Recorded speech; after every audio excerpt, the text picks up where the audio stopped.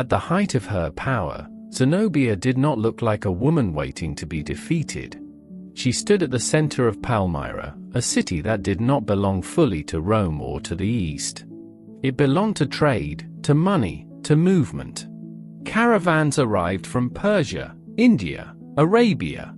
Gold passed through her hands before it ever reached Roman coffers. Rome depended on Palmyra. That dependency created an illusion, one Zenobia believed in, and one Rome allowed, until it no longer served them. Zenobia ruled not from the margins, but from the middle of empire. A queen Rome tolerated, at first. Palmyra was officially a Roman client state. Unofficially, it was semi-independent. Rome allowed this because Palmyra was useful. It protected Rome's eastern border. It intercepted enemies before they reached Roman legions. As long as Palmyra obeyed, Rome looked away. Zenobia's husband, Oderenethus, understood this balance. He ruled carefully, fighting Rome's enemies while never openly defying Rome itself. Then he was murdered. The assassination was sudden, brutal, still unexplained. And overnight, Zenobia inherited power in a world that did not expect her to keep it. Officially, Zenobia ruled as regent for her young son, Vabalithus. In reality, she ruled alone. Roman governors expected hesitation. They expected weakness. They expected delay. Instead, Zenobia expanded. She did not ask Rome for permission. She did not wait for recognition. She acted as if authority was already hers. Zenobia's strategy was precise.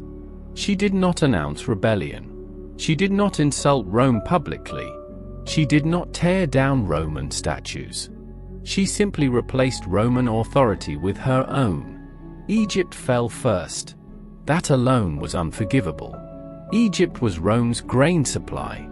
Its loss meant hunger in Rome itself. Zenobia now controlled not just land, but food. Then Asia Minor followed. Zenobia's empire now stretched from the Nile to Anatolia. Coins were minted. This detail matters. Coins are not decoration. They are political statements. Zenobia's image appeared alongside her son's, not Rome's emperor. To Rome, this was no longer tolerance. It was erasure. Rome had defeated kings before. It had crushed generals. It had enslaved entire populations. But Zenobia represented something more dangerous. She was educated, commanding, popular, successful, and she was a woman ruling without Roman approval. Rome could tolerate client kings. It could tolerate rebellion. What it could not tolerate was example. Zenobia showed that Rome could be ignored. Aurelian was not sentimental. He became emperor during crisis, invasions, rebellions, economic collapse. He believed stability came from control, not compromise. Zenobia was not a problem to negotiate. She was a message to erase. So Aurelian marched east. Not to punish Palmyra. To end the idea that Zenobia represented. Zenobia's armies were strong, but they were stretched thin. Her generals were loyal, until they weren't. As Roman legions advanced, cities surrendered without resistance. Some opened their gates. Others switched sides overnight. Rome offered survival. Zenobia offered defiance. Defiance does not feed families. By the time Aurelian reached Palmyra's outskirts, Zenobia's empire was already breaking apart. Palmyra itself fell after resistance.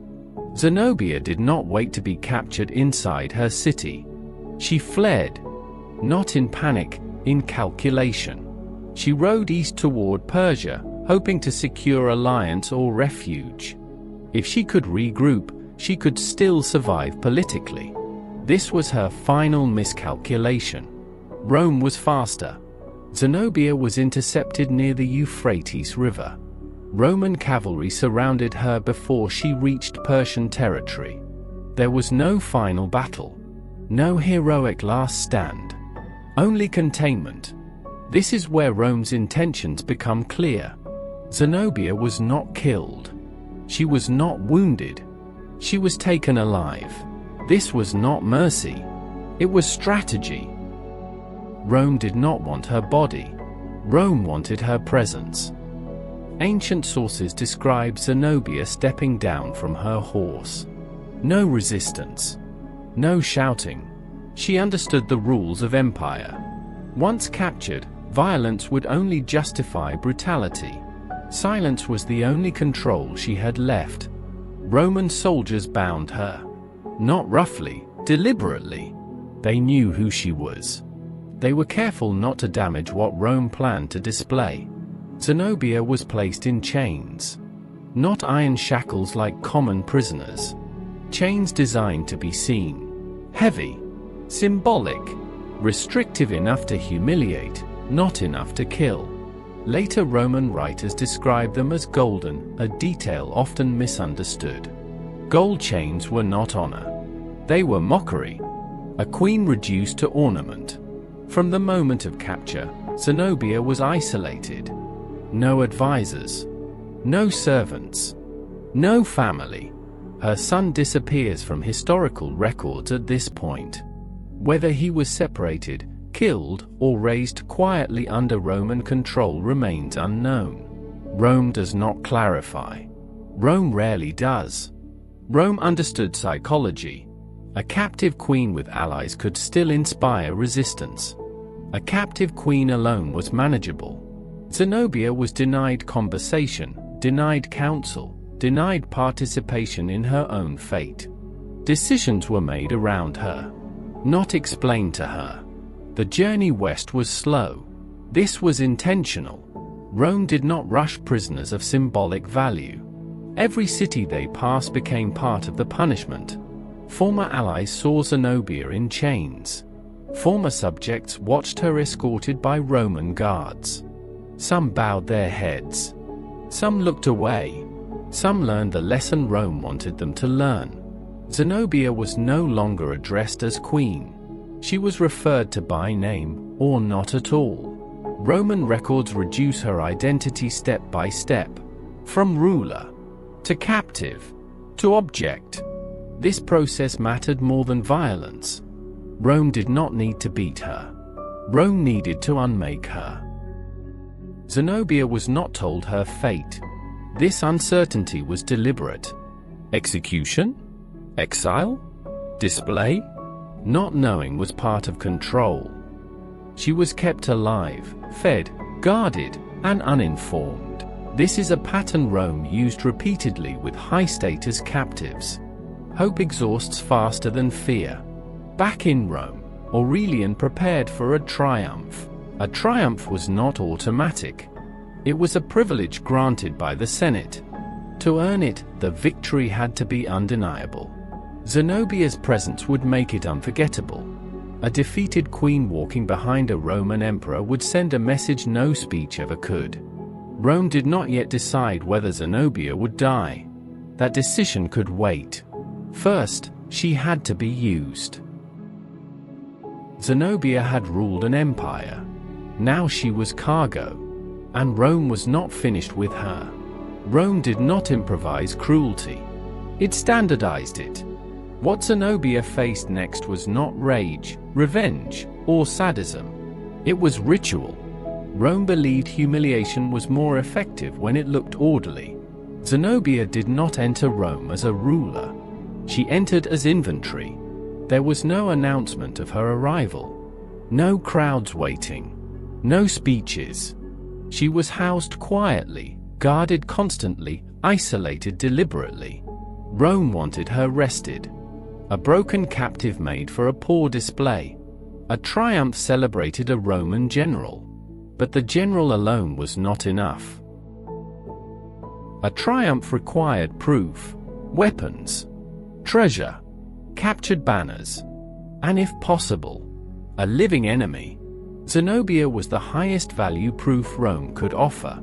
Not because she had lost, but because she had almost won. Before the triumph, Zenobia was prepared. not dressed as a queen, not stripped like a slave. She was dressed to remind Rome who she had been and who she no longer was. Her chains were checked repeatedly. Too loose, and she might walk with dignity. Too tight, and she might collapse. Rome wanted neither. They wanted effort. Rome filled early. This was not just entertainment. It was education. Children stood on shoulders. Veterans lined the streets. Foreign envoys watched carefully. Aurelian rode in his chariot. Behind him came the spoils. And behind the spoils, Zenobia. Zenobia walked. Not dragged. Not carried. Walking mattered. A woman who had once issued orders to armies now followed another man's path. The chain slowed her pace. Each step required effort. Crowds saw not pain, but submission. Rome preferred it that way. Roman historians are uncomfortable here. They expected humiliation. What they describe instead is restraint. Zenobia did not scream. She did not resist. She did not collapse. This bothered Rome. A captive queen who maintained composure disrupted the narrative. So the writers adjusted the focus. They praised Aurelian. They praised Rome. Zenobia fades to background description. This was intentional. This is important and often misunderstood. Rome did not beat Zenobia publicly. Not because Rome was merciful, but because physical violence would reduce her symbolic value. A visibly abused queen could inspire sympathy. A composed one, walking in chains, inspired inevitability.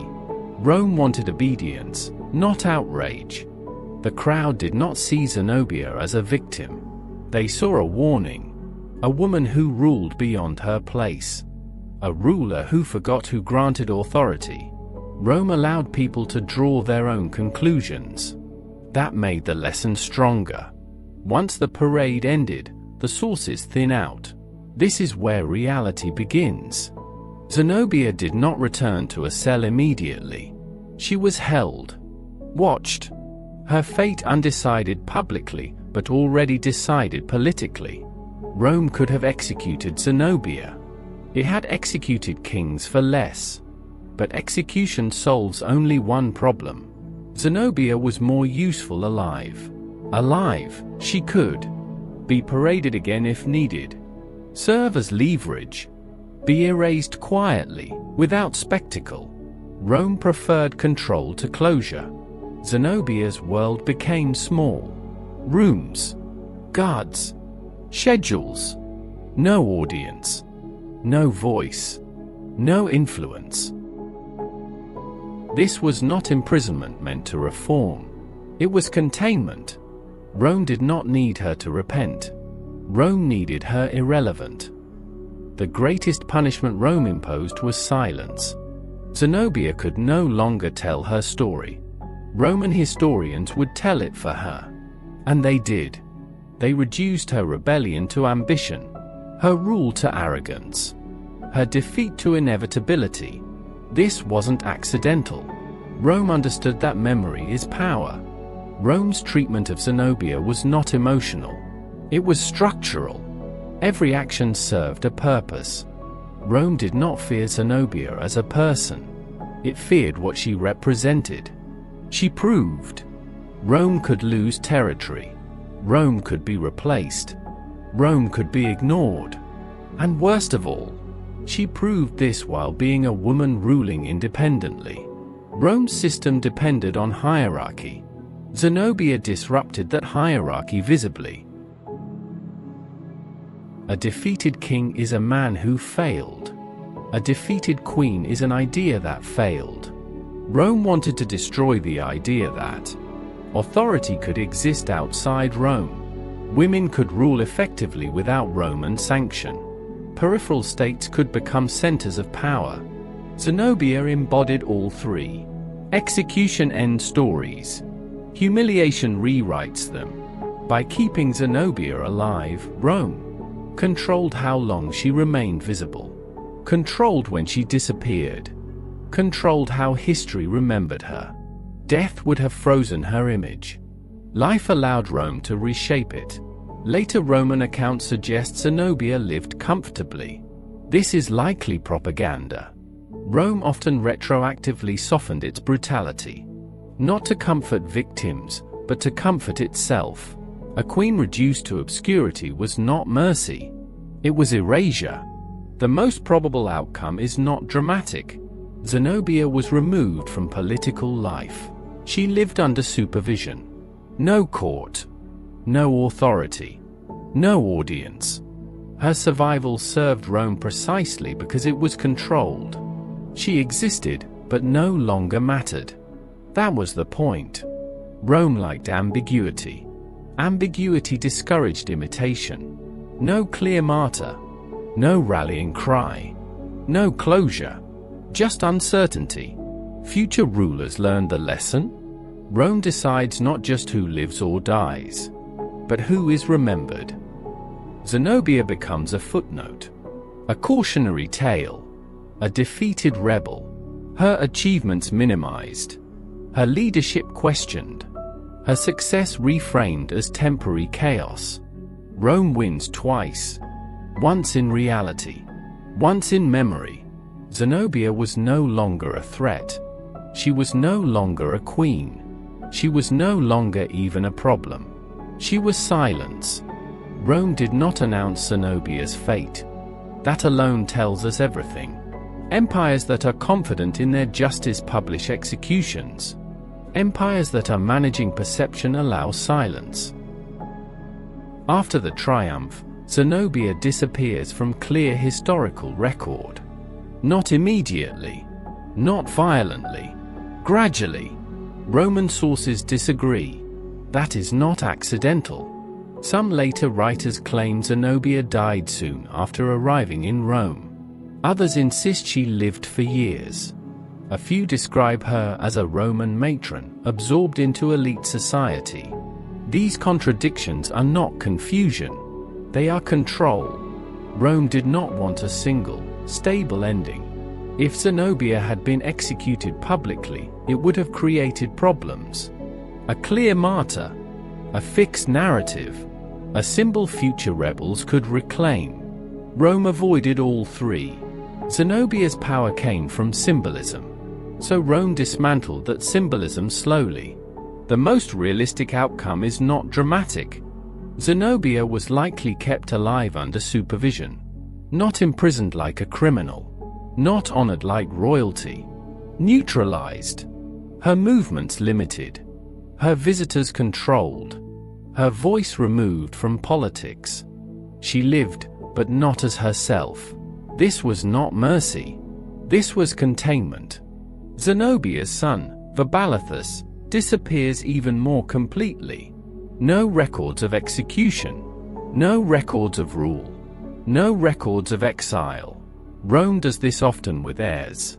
Erase the future, and the past collapses naturally. Rome understood something modern audiences often miss. Time is more powerful than violence. Given enough time, fear fades. Names blur. Stories fracture.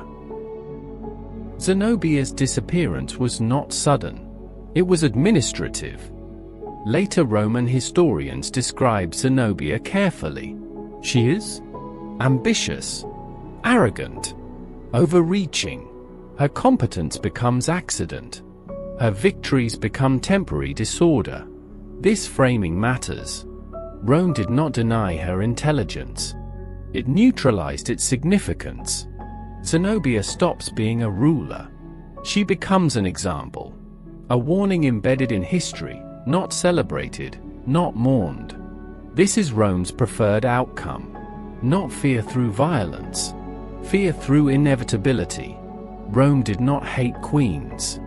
It feared what they represented. A queen who ruled effectively contradicted Roman hierarchy. A queen who ruled without Rome contradicted Roman destiny. Zenobia did both. A loud ending invites debate. A quiet ending closes discussion. By allowing Zenobia to fade, Rome ensured No clear injustice to protest. No death to avenge. No moment to commemorate. Her absence became permanent. Not with execution, not with torture, but with administration, isolation, and narrative control. Zenobia's empire collapsed in war. Her memory collapsed in peace. Zenobia did not return home. She did not rule again. She did not shape her own ending. Rome decided when her story stopped being useful, and when it stopped being dangerous. That is how empires erase people. Zenobia is remembered today because Rome failed to erase her completely. But we remember her through Roman words, Roman framing, Roman silence. That is the final cruelty. If you want more historically accurate stories like this, stories where power doesn't end in battle, but in silence, subscribe to the channel. Like the video, it helps this kind of content survive the algorithm. And if there's another historical figure you want examined without myths or exaggeration, leave it in the comments.